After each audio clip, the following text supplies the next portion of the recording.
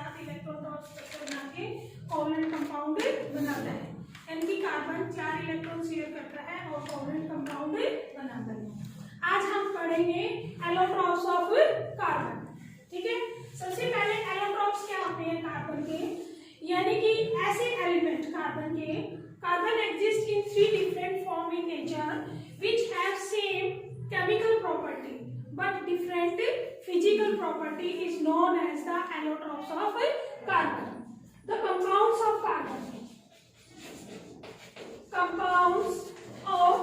carbon having same chemical properties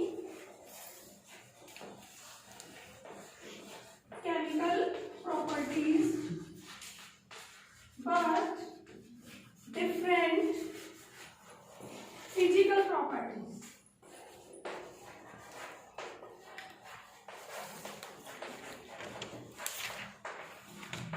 जो हमारा carbon element है वो नेचर में डिफरेंट फॉर्म में एग्जिस्ट करता है, उन्हीं को हम बोलते हैं एलोट्रॉप्स ऑफ कार्बन। वो जो कंपाउंड है उनकी केमिकल कंपोजिशन सेम होती है और फिजिकल प्रॉपर्टीज क्या होती है, डिफरेंट। फॉर एग्जांपल हमारे कार्बन के 3 आइसोटॉप है, डायमंड, ग्रेफाइट, फुल रिंग्स। ठीक है, डायमंड, ग्रेफाइट, फुल रिंग्स। अब तीनों के स्ट्रक्चर क्या है, डिफरेंट है। ये स्ट्रक्चर क्यों है, because they have different they form different bond with the other carbon atom. For example, अगर हम डायमंड की बात करें तो डायमंड में जो एक कार्बन एटम है, फॉर एग्जांपल ये कार्बन एटम है, दूसरे 4 कार्बन एटम से टेट्राहेड्रल फॉर्म में बॉन्ड बनाता है, टेट्राहेड्रल स्ट्रक्चर। डायमंड के अंदर कार्बन का जो स्ट्रक्चर होता है वो टेट्राहेड्रल स्ट्रक्चर होता है इस तरीके से, और सारे बॉन्ड क्या होते हैं, सिंगल बॉन्ड होते हैं, जिसके कारण इसका जो स्ट्रक्चर है graphite diamond is very hard in nature due to its bonding nature. और ग्रेफाइट में क्या होता है, ग्रेफाइट में एक कार्बन दूसरे 6 कार्बन से हेक्सागोनल रिंग के फॉर्म में जुड़ा होता है इस तरीके से। ये एक हेक्सागोनल रिंग है, यहाँ पर एक कार्बन है C, यहाँ पर भी दूसरा कार्बन है ग्रेफाइट का। ठीक है, वो दूसरी रिंग से हम थोड़ा छोटा स्ट्रक्चर बनाएंगे। ये जो है all these are the atom of carbons। क्या है ये, एटम्स ऑफ कार्बन। ये दूसरे रिंग से कार्बन एटम की इस तरीके से। अब ये जो कार्बन है अगर हम देखें ये दूसरी रिंग से भी ऐसे जुड़ा होता है, हेक्सागोनल एरे बोलते हैं इसमें। तो ये जो सेंटर वाला कार्बन है दूसरे एटम से इस तरीके से ये अपनी वैलेंसी को कंप्लीट करने के लिए एक कार्बन एटम डबल बॉन्ड बना लेता है। ठीक है, इसमें कार्बन कितने बॉन्ड बनाता है, 4, क्योंकि कार्बन की वैलेंसी इलेक्ट्रॉन में 4 इलेक्ट्रॉन है, जिसको हम बोलते हैं उसकी टेट्रा वैलेंसी। बट इसमें क्या करता है, एक कार्बन एटम दूसरे कार्बन एटम से 3 कार्बन एटम से बॉन्ड होता है, बॉन्डेड होता है। इसमें ऐसे होता है, ये देखो ये स्ट्रक्चर ऐसे होता है। ठीक है, अब ये जो सेंटर का कार्बन है 1, 2 और 3 कार्बन से जुड़ा हुआ है। नेक्स्ट ये अपनी वैलेंसी कंप्लीट करने के लिए दूसरे कार्बन एटम से साइड में क्या बनाएगा, डबल बॉन्ड। इसमें क्या होता है, डबल बॉन्ड, और डबल बॉन्ड वीक होता है, जिसके कारण डायमंड आपका सॉफ्ट होता है नेचर। कैसा होता है, soft, due to its bonding nature, soft, slippery and good conductor of heat and electricity.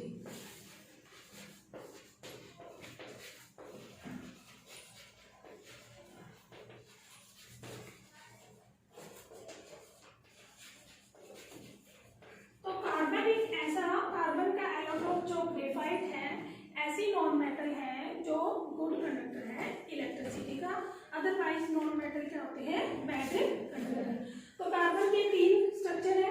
फुल्लिन्स एक लास्ट स्ट्रक्चर है जिसके अंदर 60 कार्बन और इससे ज्यादा भी हो सकते हैं। बर्कमिस्टर फुल्लिन एक साइंटिस्ट था। इसका बास्केटबॉल टाइप का एक स्ट्रक्चर होता है, आपने बास्केटबॉल देखी होगी ना, उसमें 60 कार्बन जुड़े होते हैं, जिसमें कुछ हेक्सागोनल रिंग होती है और कुछ क्या होती है, पेंटागोनल रिंग्स होती है। तो यहाँ से हमें पता लग गया कि जो कार्बन है उसकी 3 एलोट्रॉपिक फॉर्म है। एक है आपकी डायमंड, दूसरी क्या है, ग्रेफाइट। अब जो डायमंड है उसमें 1 carbon attach to other 4 carbon atom in tetrahedral form. किस फॉर्म में जुड़ा होता है, टेट्राहेड्रल फॉर्म में। ड्यू टू इट्स बॉन्डिंग, जो डायमंड है वेरी हार्डेस्ट सब्सटेंस है इन द नेचर। ये बैड कंडक्टर है हीट एंड इलेक्ट्रिसिटी का। It is used for cutting for the rocks, क्योंकि because it is a hardest material so it is used as a cutting tool. इसको cutting tools में use किया जाता है। Diamond का use as a jewellery की form में भी किया जाता है। डायमंड आपको पता है आर्टिफिशियल डायमंड भी बनते हैं, जो पर्टिकुलर टेम्परेचर और प्रेशर को सेट करके लेबोरेटरी में हम आर्टिफिशियल डायमंड भी बना सकते हैं। उसके बाद graphite is the second allotrope of carbon. जो आपका ग्रेफाइट होता है उसमें 1 carbon atom it attach with the 3 other carbon atom, ठीक है, in the form of hexagonal rings. In these rings, one bond is double bond because carbon has 4 electron in valence shell। तो उसको 4 electron दूसरे atom से और चाहिए तो उसके लिए वो एक कार्बन एटम से डबल बॉन्ड बना सकता है। इसके कारण, इसकी बॉन्डिंग के कारण ही इसका नेचर क्या है, सॉफ्ट है। That exist in soft nature, slippery and good conductor of electricity. Third हमारा जो एलोट्रोप्स है वो हमने बताया फुल्लिन्स है। फुल्लिन्स के अंदर C60 यानी कि 60 कार्बन आपके आपस में जुड़े होते हैं in the hexagonal form and pentagonal form. 60 carbon आपस में जुड़े होते हैं और बास्केट के रूप में अपना स्ट्रक्चर बनाता है। नेक्स्ट हम करेंगे इसके बाद यूनिक एबिलिटी ऑफ कार्बन की। कार्बन की ऐसी एक प्रॉपर्टी कैटिनेशन। कैटिनेशन का मतलब है carbon atom attach with other carbon atom to form a long chain, branch chain और ring and exist in a large organic compound. Catenation का मतलब होता है सेल्फ लिंकेज, यानी कि कार्बन एटम अपने ही जैसे दूसरे कार्बन एटम से अटैच होता है। Carbon atom form bond with other carbon atom and make long chain, branched chain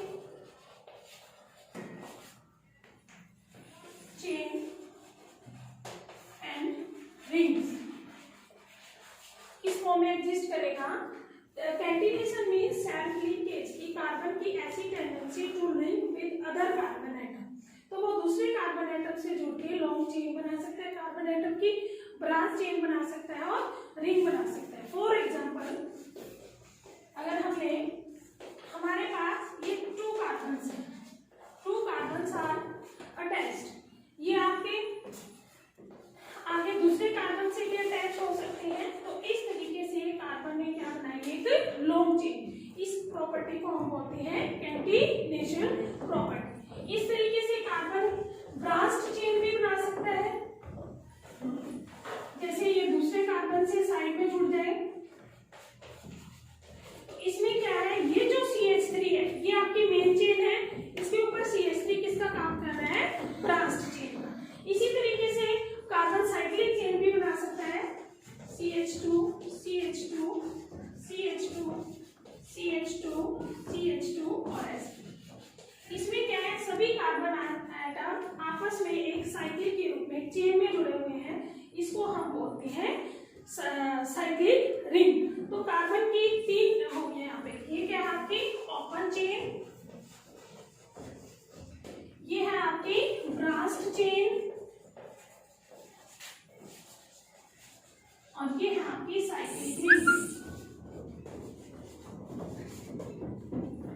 इस प्रॉपर्टी को भी हम बोलते हैं कैटिनेशन प्रॉपर्टी, कैटिनेशन।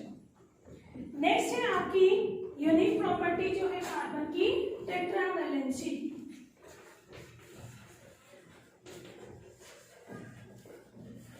टेट्रावैलेंसी क्या है? In the valence shell of carbon 4 electron is present, तो it can make 4 bond with other atom of carbon और with other monovalent element is known as a tetravalency of the carbon. It make carbon make 4 bonds with other atom of carbons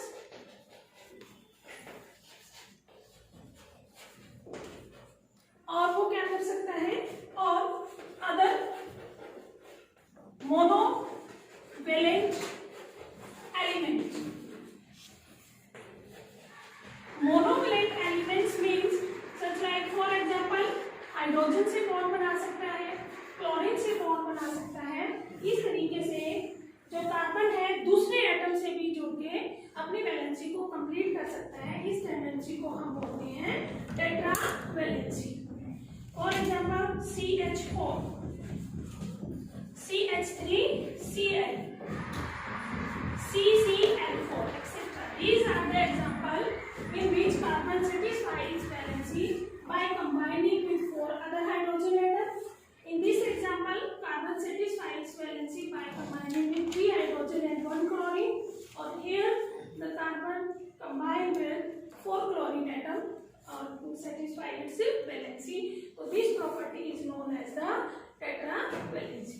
तो आपका यहाँ से भी question आता है कि explain करो two unique property of the carbon, tetravalency and catenation. तो आप यहाँ से उसको एक्सप्लेन कर सकते हैं। अब नेक्स्ट हम स्टार्ट करेंगे हाइड्रोकार्बन। जैसे नाम से ही पता चल रहा है, hydrocarbon means hydrogen and carbon containing compound. ऐसे कंपाउंड जिसमें क्या हो, कार्बन प्रेजेंट हो और हाइड्रोजन प्रेजेंट हो, उसको हम बोलते हैं हाइड्रोकार्बन। आप कह सकते हो hydrogen and carbon containing compound. Hydrogen and carbon containing compound is known as hydrocarbon. इनकी 2 टाइप्स होती हैं। फर्स्ट आपके सैचुरेटेड हाइड्रोकार्बन,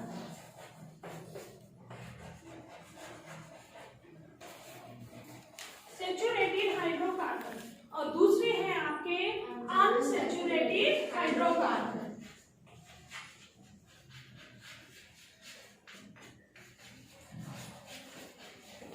तो सैचुरेटेड हाइड्रोकार्बन वो होते हैं जिसमें कार्बन कार्बन के बीच में क्या होता है, सिंगल बॉन्ड। कार्बन कार्बन के बीच में अगर क्या हो, सिंगल बॉन्ड, तो उसको हम बोलते हैं सैचुरेटेड हाइड्रोकार्बन। अनसैचुरेटेड हाइड्रोकार्बन वो होते हैं जिसमें कार्बन कार्बन के बीच में या डबल बॉन्ड हो या फिर कार्बन कार्बन के बीच में क्या हो, ट्रिपल बॉन्ड। तो इस बॉन्ड को हम बोलते हैं डबल बॉन्ड और यहाँ पर क्या होना चाहिए, ट्रिपल बॉन्ड।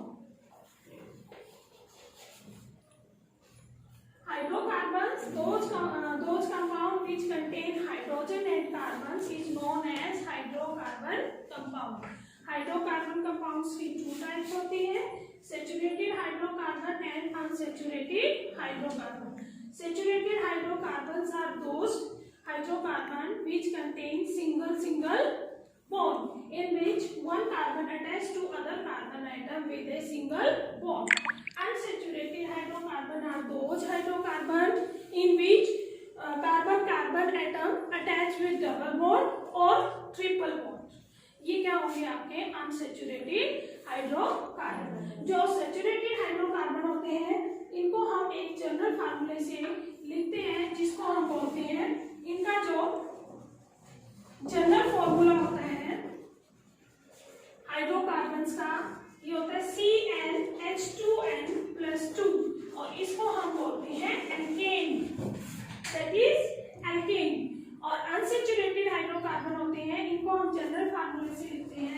CnH2n, इसको हम बोलते हैं एल्कीन, और CnH2n -2 इसको हम बोलते हैं एल्काइन। एल्केन का मतलब है कि कार्बन कार्बन के बीच में सिंगल बॉन्ड होगा, और इसको एक जनरल फार्मूले से रिप्रेजेंट करेंगे CnH2n+2। इसमें n की वैल्यू आपकी 1, 2, 3 डैश, आप कुछ भी वैल्यू इसकी रख सकते हैं। फॉर एग्जाम्पल अगर आप n की वैल्यू 1 रखेंगे तो आपका बनेगा C1, और H कितना बनेगा 4, और इसको हम लिखते हैं CH4, और इसका नाम बनेगा मीथेन। नेमिंग हम नेक्स्ट सीखेंगे। पहले हमें जनरल फार्मूला लिखना आना चाहिए। इसका फर्स्ट एलिमेंट जो होगा, फर्स्ट कंपाउंड होगा इस सीरीज का, वो क्या होगा आपका मीथेन। इसी तरीके से n की वैल्यू हम 2 रख सकते हैं, 2 रखो तो ये बनेगा C2H, 2 2 जा 4 +2, तो कितना हो जाएगा 6। नेक्स्ट मेंबर जो इसका होगा C3H8, उससे नेक्स्ट C4H10। अगर हम देखें तो इसके अंदर जो हाइड्रोजन की संख्या है, यानी कि value of hydrogen is 2 more than double of the carbon. Carbon का डबल कितना होगा 4, और 4 में +2 करें तो क्या हो जाएगा 6। यहाँ देखो कार्बन कितने हैं 3 का डबल हम करेंगे तो कितना हो जाएगा 6 में 2 प्लस करो 8। तो ये जनरल फार्मूला क्या है, जो हाइड्रोजन है these are double of the carbon atom +2। ठीक है, तो हाइड्रोजन की संख्या 2 मोर है than double of the carbon. तो इस सीरीज को हम बोलते हैं alkane. In alkane series all carbon attached with other carbon atom with single bond. इसी तरीके से हम इसका जनरल फार्मूला लिख सकते हैं। एल्कीन में क्या होता है CnH2n, तो n की वैल्यू यहाँ स्टार्ट होती है 2 से, 2 3 4 5। ऐसा क्यों? क्योंकि हमें डबल बॉन्ड बनाने के लिए कम से कम 2 कार्बन की रिक्वायरमेंट होती है। सिंगल कार्बन कभी भी डबल बॉन्ड नहीं बनाएगा। तो इसके लिए n की वैल्यू हम कितनी रखेंगे 2। तो C की वैल्यू जब हम 2 रखेंगे तो हाइड्रोजन क्या है उससे डबल है, तो 2 2 जा 4, तो H हो जाएंगे आपके 4, first member of the alkene family. उसके बाद C की वैल्यू 3 रखो, H कितना हो जाएगा 3 2 जा 6। उसके बाद 4 रखो, C4H कितना हो जाएगा 8। तो आप चेक करो, कार्बन 2 है तो हाइड्रोजन उसका डबल कितना है 4, कार्बन 3 है तो हाइड्रोजन कितना है 6, और कार्बन 4 है तो हाइड्रोजन कितना है 8। तो अगर हाइड्रोजन की संख्या कार्बन से डबल है तो हम ये भी बता सकते हैं वो कौन सी सीरीज का मेंबर है, अनसैचुरेटेड हाइड्रोकार्बन के अंदर एल्कीन सीरीज का मेंबर है। उसके बाद हम चलेंगे एल्काइन। एल्काइन के अंदर भी n की वैल्यू स्टार्ट होगी आपकी 2 3 4 5 जैसे। ऐसा क्यों?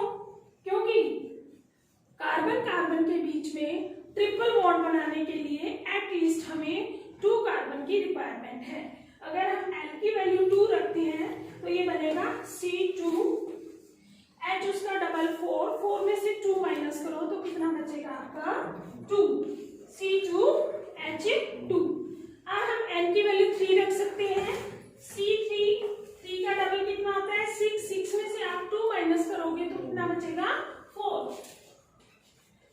इस तरीके से हम इसके डिफरेंट मेंबर लिख सकते हैं। तो ये हमारी हाइड्रोकार्बन जो है 3 फॉर्म में 3 सीरीज के रूप में एग्जिस्ट करता है, एल्केन, एल्कीन और एल्काइन, और इनको हम बोल देते हैं फैमिलीज।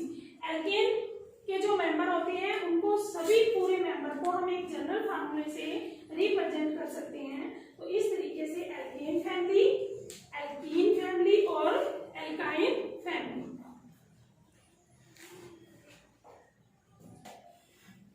हाइड्रोकार्बन 3 फैमिली के रूप में एग्जिस्ट करता हमने पढ़ा है, एल्केन, एल्कीन, एल्काइन। एल्कीन का जनरल फार्मूला होता है CnH2n+2। एल्कीन का जनरल फार्मूला होता है CnH2n, और एल्काइन का फार्मूला होता है CnH2n-2। तो इसमें n की वैल्यू स्टार्ट होगी आपकी 1 2 3 डैशेस, यहाँ पर n की वैल्यू होगी 2 3 4 और यहाँ पर n की वैल्यू भी स्टार्ट होगी 2 3 4 डैशेस। तो इस तरीके से हम इनके 5 मेंबर लिखेंगे और उनका फार्मूला लिखेंगे। फर्स्ट n की वैल्यू 1, तो C1 को हम कभी भी लिखते भी तो सिंपल हम लिखेंगे C, और C का यहाँ 1 पुट करो तो ये H कितना बनेगा 4। ठीक है, नेक्स्ट मेंबर n की वैल्यू रखो 2, C2, H कितना हो जाएगा 2 का डबल 4 प्लस 2 6।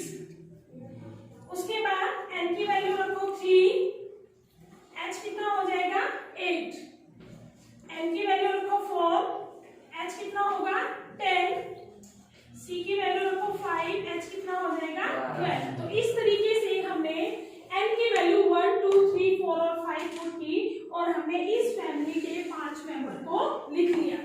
तो इन मेंबर में अगर हम देखें, ये फर्स्ट है, ये सेकंड है, ये थर्ड है और फोर्थ है। तो फर्स्ट और सेकंड मेंबर में अगर हम देखें तो कितने का डिफरेंस है CH2। अगर इसमें हम देखें यहाँ 2 कार्बन है या 3 कार्बन है, तो नेक्स्ट मेंबर में एक कार्बन ज्यादा है, 8 में से 6 गया, यहाँ 2 हाइड्रोजन ज्यादा है, तो हर एक नेक्स्ट मेंबर में कितने का डिफरेंस आ रहा है CH2। तो ऐसी सीरीज जिसमें हर नेक्स्ट मेंबर में कितने का डिफरेंस हो CH2 का, उसको हम होमोलोगस सीरीज भी बोलते हैं। तो all these series are the homologous series.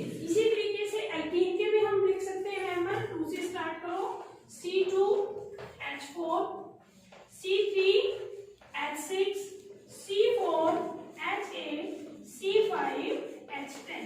तो इसमें देखो नेक्स्ट मेंबर में एक कार्बन ज्यादा है और 4 से 6 यानी कि 2 हाइड्रोजन ज्यादा है, तो यहाँ पे कितने का डिफरेंस आ रहा है CH2। यहाँ पर भी चेक करो CH2 और यहाँ पर भी कितने का डिफरेंस है CH2। It means it is also a unsaturated homologous series.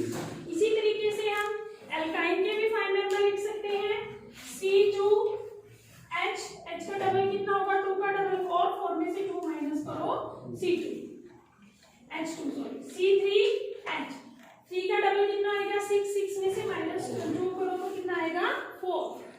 उसके बाद C4H कितना आएगा 4 का डबल 8, 8 में से 2 गया 6, C5H8। इस तरीके से हम इसके भी 5 मेंबर लिख सकते हैं। ये हमने क्या लिखा, जनरल फार्मूला ऑफ 5 मेंबर्स की, हम कैसे इसके 5 मेंबर्स का फार्मूला निकाल सकते हैं। अब इन फार्मूले को हम ओपन चेन फार्मूले के रूप में भी लिखेंगे। फॉर एग्जांपल C2H6, अगर हमने इसको लिखना है कि ये एटम कैसे आपस में जुड़ेंगे, तो देखो यहाँ पर आप इसका फार्मूला लिखना सीख सकते हैं। हमारे पास कार्बन कितने हैं 2, तो हम 2 कार्बन को इस तरीके से लाइन में लगाएंगे और उनके बीच में क्या लगाएंगे सिंगल बॉन्ड। अब हमने ये सिंगल बॉन्ड क्यों लगाना है, हमने देखना है कि ये कौन सी फैमिली का मेंबर है। ये एल्केन फैमिली का है और हमने पढ़ा था कि एल्केन फैमिली में कार्बन कार्बन के बीच में क्या होता है सिंगल बॉन्ड, और एल्कीन में क्या होता है डबल बॉन्ड, एल्काइन में क्या होता है ट्रिपल बॉन्ड। तो इसमें हमने 2 कार्बन के बीच में क्या लगा दिया सिंगल बॉन्ड। अब हमने 6 हाइड्रोजन को डिस्ट्रीब्यूट करना है। हमने पीछे पढ़ा है कि कार्बन 4 बॉन्ड बनाता है, तो इस कार्बन का एक बॉन्ड बन गया तो कितने बचे 3, तो 3 किसको मिलेंगे हाइड्रोजन को, यानी कि ये 3 दूसरे हाइड्रोजन से जुड़ेगा, 1 2 3। तो आप चेक कर सकते हो हर एक कार्बन ने 4 बॉन्ड बनाए हैं, 1 2 3 और 4। इसके भी चेक कर सकते हो 1 2 3 और 4, यानी कि एक एक बॉन्ड कार्बन ने खुद बनाया है और 3 किसके साथ बनाए हैं हाइड्रोजन के साथ। और ये सारे जो बॉन्ड हैं all these bond are the covalent bond. हम यहाँ पर काउंटिंग भी कर सकते हैं कि इस C2H6 में नंबर ऑफ कोवलेंट बॉन्ड कितने हैं, क्योंकि यहाँ से भी क्वेश्चन आता है। कई बार आपको मॉलिक्यूलर फार्मूला दिया होगा और पूछा जाता है क्वेश्चन कि how many covalent bond in this structure, तो आप काउंट कर सकते हो 1 2 3 4 5 6 7। तो आप कह सकते हो इस फार्मूले में कितने कोवलेंट बॉन्ड हैं 7। को हम बोलते हैं ओपन चेन फार्मूला। क्या बोलेंगे इसको? Open chain formula. यानी कि ये आपका कार्बन का कैसा फार्मूला है? Open chain formula. इसको हम सॉर्ट कर भी लिख सकते हैं। आप सॉर्ट कैसे करोगे? एक कार्बन 3 हाइड्रोजन से जुड़ा हुआ है तो आप इसको लिखो C 3 हाइड्रोजन, यानी कि ये बन जाएगा CH3। समझ में आया? अब नेक्स्ट कार्बन के बीच में क्या है? Single bond. सिंगल बॉन्ड लगाओ। ये कार्बन कितने एटम से जुड़ा हुआ है? 4 हाइड्रोजन से। एक कार्बन 3 हाइड्रोजन। तो इस तरीके से इस फार्मूले को बोलते हैं कंडेंस फार्मूला। कंडेंस भी छोटा करते हैं। यहाँ पर हमने हर एक एटम के साथ बॉन्ड ओपन में बनाया था, इसको बोलते हैं ओपन चेन फार्मूला। और इसको हमने सोल्व करके लिख दिया, इसको हम बोलते हैं कंडेंस फार्मूला। क्लियर? इसी में हम इसका और मेंबर के स्ट्रक्चर ऐसे लिखकर देख सकते हैं। फॉर एग्जांपल आपने लिखना है स्ट्रक्चर C3H8। आपने इसका ओपन चेन फार्मूला भी लिखना है, कंडेंस फार्मूला भी। अब कैसे लिखोगे? पहले 3 कार्बन है तो तीनों कार्बन को एक लाइन में लगाओ। ठीक है, 1 2 3। आप नंबरिंग भी दे सकते हो ताकि कोई गलती ना हो। अब आपने 8 हाइड्रोजन है जिनको डिस्ट्रीब्यूट करना है, तो आपको ये याद होना चाहिए कि एक कार्बन मैक्सिमम 4 बॉन्ड बनाता है। तो इस कार्बन को कितने हाइड्रोजन मिलेंगे? 1 2 3। 1 2 3। और 4th बॉन्ड इसने किसके साथ बनाया है? दूसरे कार्बन एटम के साथ। यानी कि इसकी वैलेंसी हो गई कंप्लीट। अब हमें नेक्स्ट सेकंड कार्बन पे जाना है। सेकंड कार्बन ने ऑलरेडी 2 बॉन्ड बनाए हैं, तो इसके पास कितने और बॉन्ड की जरूरत है? 2। तो ये 2 हाइड्रोजन से जुड़ सकता है। नेक्स्ट हम थर्ड कार्बन पे जाएंगे।